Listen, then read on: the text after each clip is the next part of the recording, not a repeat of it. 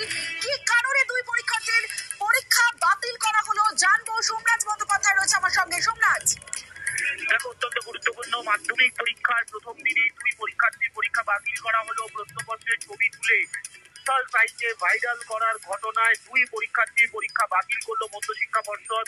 ইতিমধ্যে স্কুল শিক্ষা দপ্তর সূত্রে যে জানা যাচ্ছে, মধ্যশিক্ষা পর্ষদ যে কোডের ব্যবহার করেছিল প্রশ্নপত্রে, সেই কোডের ব্যবহারের মাধ্যমেই দুইজন পরীক্ষার্থীকে চিহ্নিত করে এবং সেখানেই দেখা যায় যে মালদার এই দুই পরীক্ষার্থী এবং তারপরেই তাদেরকে চিহ্নিত করা হয় এবং এই বছরের জন্য তাদের মাধ্যমিক পরীক্ষা বাতিল করে।